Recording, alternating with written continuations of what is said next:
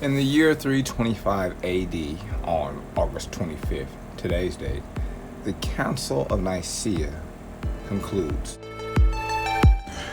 The Council of Nicaea, the first ecumenical debate held by the early Christian Church, concludes with the establishment of the doctrine of the Holy Trinity.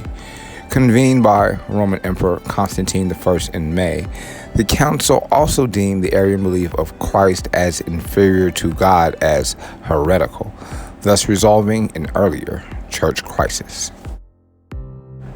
The controversy began when Arius, an Alexandrian priest, questioned the full divinity of Christ because, unlike God, Christ was born and had a beginning. What began as an academic theological debate spread to Christian congregations throughout the empire, threatening a schism in the earlier Christian church.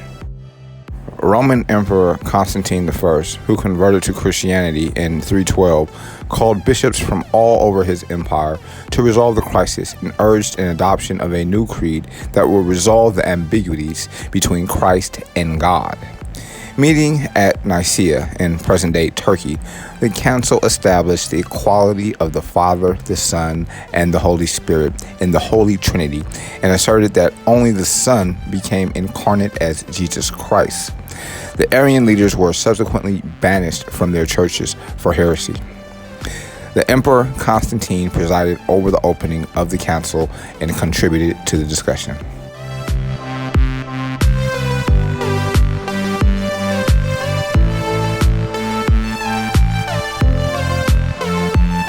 August 25th in 1835 that the first in a series of 6 articles published by the New York Sun newspaper claimed the supposed discovery of life on known collectively as the Great Moon Hoax. The articles were supposedly reprinted from the Edinburgh Journal of Science. The byline was Dr. Andrew Grant, described as a colleague of Sir John Herschel, a famous astronomer of the day. Herschel had in fact traveled to Cape Town, South Africa in January of 1834 to set up an observatory with a powerful new telescope. As Grant described it, Herschel had found evidence of life forms on the moon, including such fantastic animals as unicorns, two-legged beavers, and furry winged humanoids resembling bats.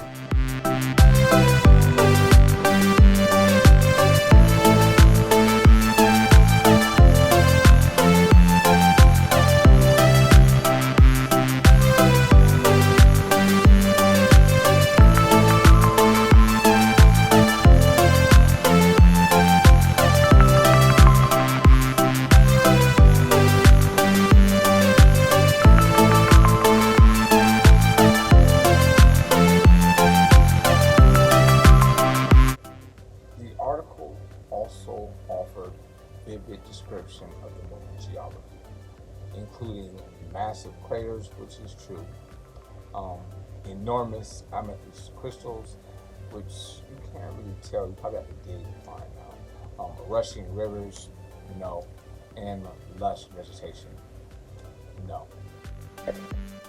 The New York Sun, founded in 1833, was one of the new penny press papers that appealed to a wider audience with a cheaper price and a more narrative style of journalism. From the day the first moon hoax article was released, sales of the paper shot up considerably. It was exciting stuff, and the readers lapped it up. The only problem was that none of it was true.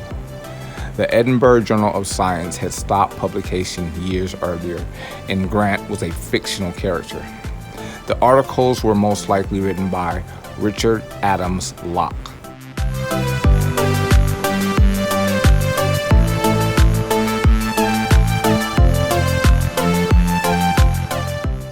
A Sun reporter educated at Cambridge University.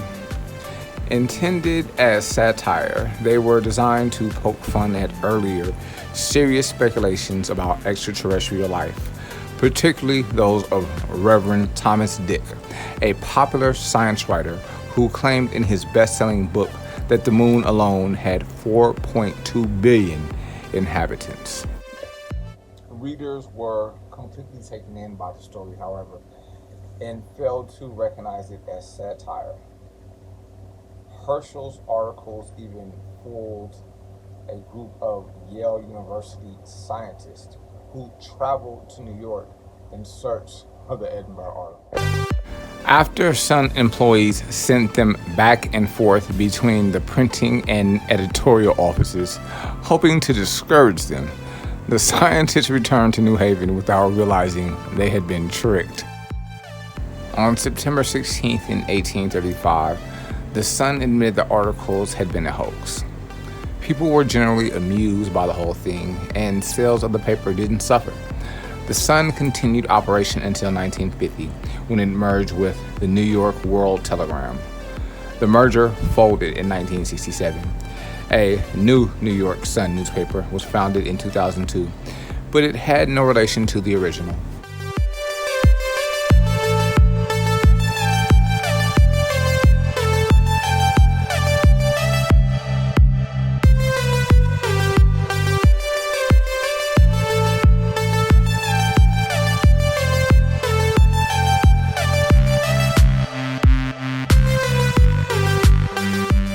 It was August 25th in the year 1950, in anticipation of a crippling strike by railroad workers.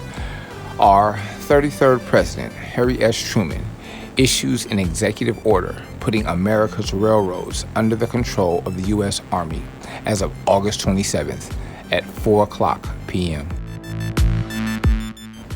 Truman had already intervened in another railway dispute when union employees of the Chicago, North Shore, and Milwaukee Railway Company threatened to strike in 1948. This time, however, Truman's intervention was critical, as he had just ordered American troops into a war against North Korean communist forces in June. Since much of our nation's economic and defense infrastructure was dependent on the smooth functioning of the railroads, the 1950 strike proposed by two enormous railroad companies posed an even greater threat. These enormous railroad companies were actually enormous labor organizations: the Brotherhood of Railroad Trainmen and the Order of Railway Conductors. In July, Truman ordered the formation of an emergency board to negotiate a settlement between the railroad unions and owners. The unions ultimately rejected the board's recommendations, and by August 25th seemed determined to carry out the strike. In a public statement that day, President Truman insisted that, quote, "Government seizure of the railroads is imperative," unquote, for the protection of American citizens as well as, quote, "essential to the national defense and security of our nation," unquote.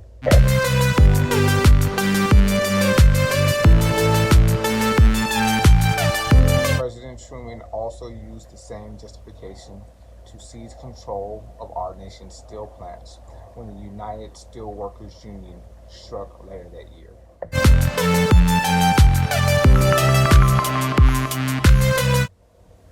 The strike lasted for a grueling 21 months.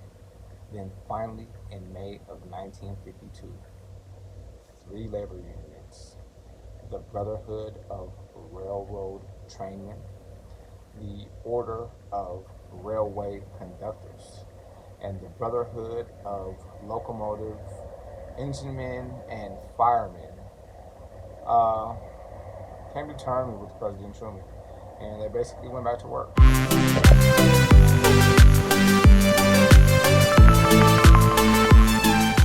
It was on August 25th in the year 1962 that Little Eva earns a #1 hit with the single, Locomotion. Well, just as pop stardom most often depends on possessing abundant talent and a great capacity for hard work, it also can require being in the right place at the right time. This was certainly true for the diminutive 17-year-old singer named Eva Narcissus Boyd, who scored her first and only number one hit on August 25th, 1962 with The Locomotion.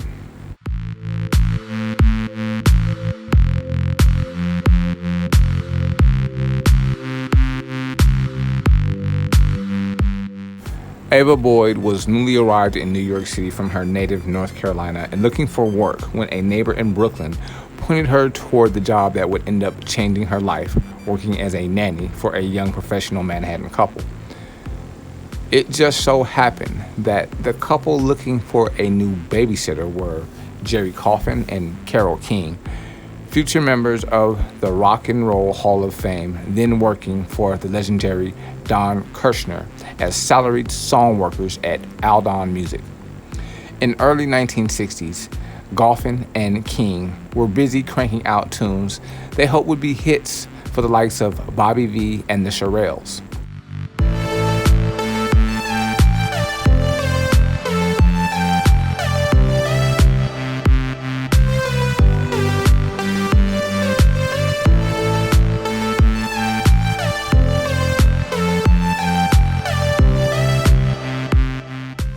When the time came to cut a demo of a brand new song they'd written about a non-existent dance craze, Jerry and Carole decided to reward Eva's hard work running their household and caring for their infant daughter by letting her pick up a few bucks for recording the demo vocals. It turned out to be the biggest tip ever given in the history of the American childcare industry.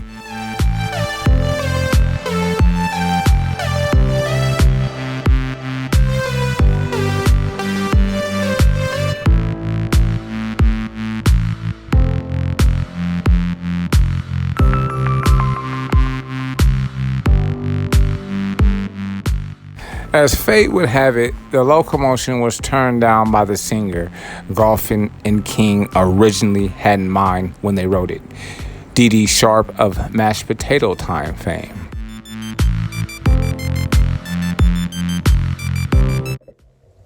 When the Aldon Music Company's boss, Don Kirshner, heard the demo version with Eva's vocals, he pronounced it a hit in as-is version. In fact, he made it the first song on his new label, Dimension.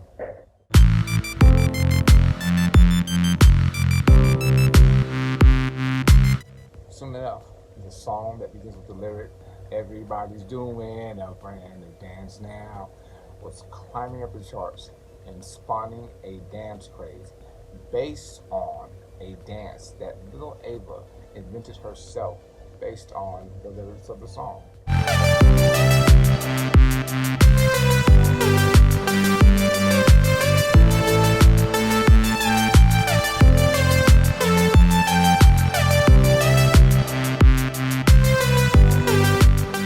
While The Locomotion would make a second trip to number one, thanks to an unlikely cover by the 1970s rockers group Grand Funk, it was the only smash hit in the short singing career of Little Eva. She continued her eternity in 2003.